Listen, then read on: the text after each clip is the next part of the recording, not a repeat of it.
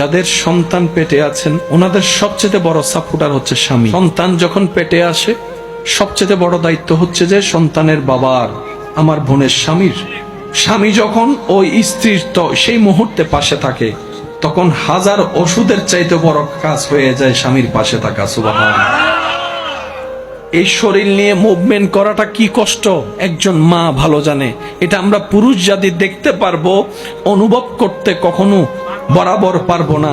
সেজন্য স্বামীর উচিত স্ত্রীর এই কঠিন মুহূর্তে যতই ব্যস্ততা থাকুক দূর থেকে হলো ফোনের মাধ্যমে, কথার মাধ্যমে এমন ভাবে স্ত্রীকে খুশি রাখা। কারণ বিজ্ঞান বলে মা যত খুশি থাকবে, মা যত এনার্জিতে থাকবে, এটা বাচ্চার জন্য ভালো এফেক্ট হয়ে আসবে। বলেন সুবহানাল্লাহ। আমাদের মা পেট যখন বড় হয়েছে হাঁটতে চলতে কষ্ট, বিরক্ত হওয়া দূরের কথা, কষ্টকে আর কষ্টে মনে করে না।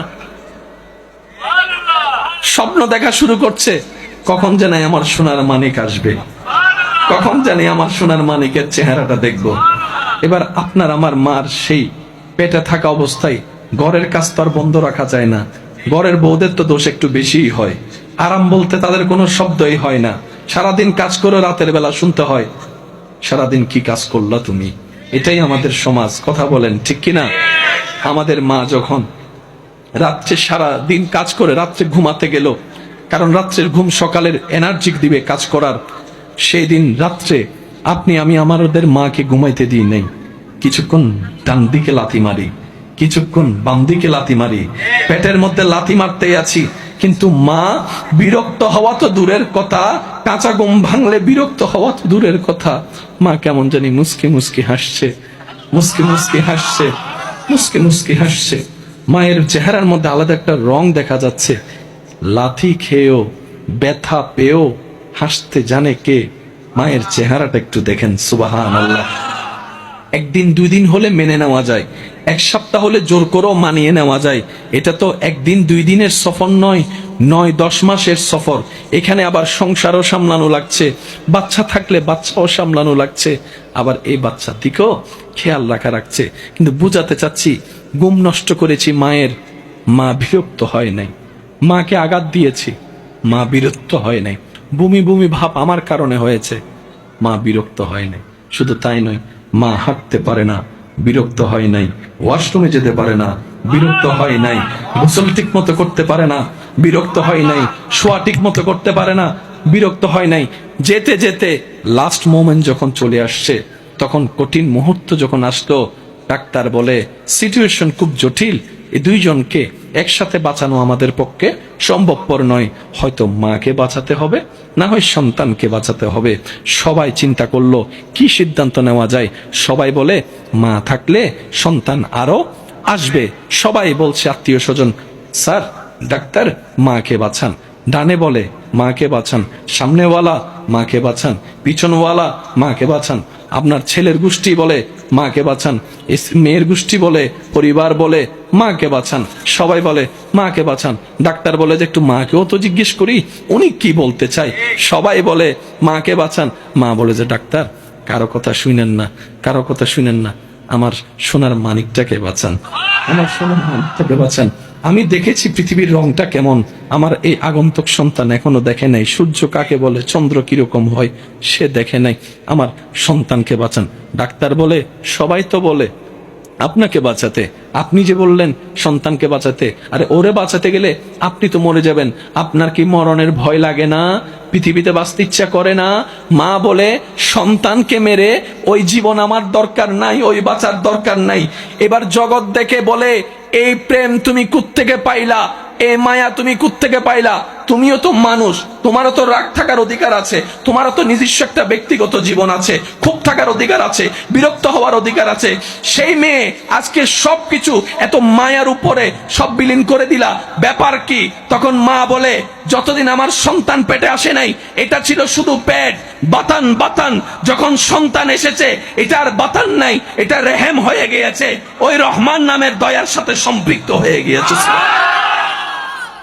যার কারণে ব্যক্তিগত মানুষ হিসেবে যে খুব থাকার দরকার ওই ক্ষোভ আর না হয়ে মায়াটা বেড়ে গিয়েছে, রাগের জায়গায় মায়া বেড়ে গিয়েছে, শাসনের জায়গায় মায়া বেড়ে গিয়েছে।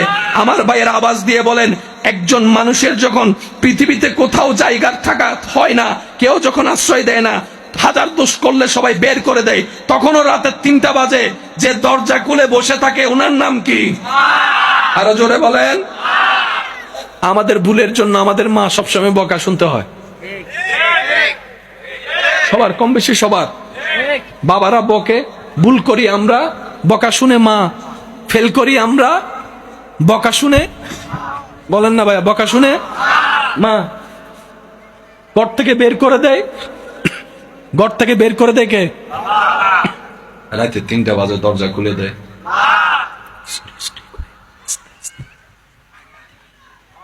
শুধু দরজা খুলে না, সিটের তলে পা তো রাখে। আর ভালোবাসা যখন সন্তান বুঝতে পারছে, ইয়া রব, এটা তো অকল্পনীয় ভালোবাসা। এবার রব বলে, বান্দা, তোর মায়ের চাইতে 1000 গুণ বেশি আমি রব তোকে ভালোবাসি। এবার বুঝতে পেরেছিস বান্দা, কেন আমি বলেছি ইন্নাল্লাহা ইয়াগফিরুয যুনুবা জামিয়া? তওবা করবি একবার, মাফ করে দিব 1000 বছরের গুনাহ, 1000 বছরের গুনাহ, 1000 বছরের গুনাহ।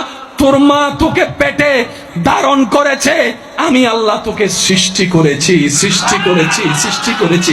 তোর মা তোর মুখে শুধু দুধের বুটটা তুলে দিয়েছে, তোর মায়ের বুকের স্তনে দুধের ব্যবস্থা আমি আল্লাহ কুদরতি ভাবে ব্যবস্থা করে দিয়েছি। তোর বাবা তোর জন্য বাজার করে খাবারটা আনে, সে বাজারটা তোকে খাবার দেওয়ার জন্য আমি কৃষককে 3 মাস আগেই মাঠে নামিয়ে দিয়েছি। সুবহানাল্লাহ। তুই খাবারটা যে খাস, মুখে দিয়ে যে গিলস, হজমের ব্যবস্থাটা তা আমি আল্লাহ করে দিয়েছি। সুবহানাল্লাহ। রব বলে যে আমি সবচাইতে বেশি আমার নবীর উম্মতদেরকে ভালোবাসি। আমাদের বেশিরভাগ মানুষের মাথায় বসে আছে সুখ। হয়তো ঘরের মাথার উপর যদি একটা ঢালাই করে ছাদ দিতে পারি, সুখটা হয়তো আমার হয়ে যাবে। কথা বলেন ঠিক কিনা?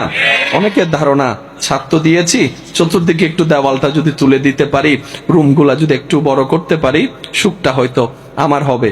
এখন এখানের মধ্যে ভিন্নতা আছে। 2 রুমওয়ালা 4 রুমওয়ালাকে দেখে মন খারাপ করে আছে, 4 রুমওয়ালা 3 তলার মানুষের বাসিন্দাকে দেখে মন খারাপ করে আছে। মানুষ যা পায় সেটা নিয়ে শুকরিয়া আমরা করতে জানি না, আমরা সবসময় আরো বেশিটা চাই, বেশিটা চাই। এই বেশি চাইতে চাইতে আমাদের আর সুখী হওয়ার, সুখটা অনুভব করার আর সুযোগ হয় না। কথা বলেন ঠিক না?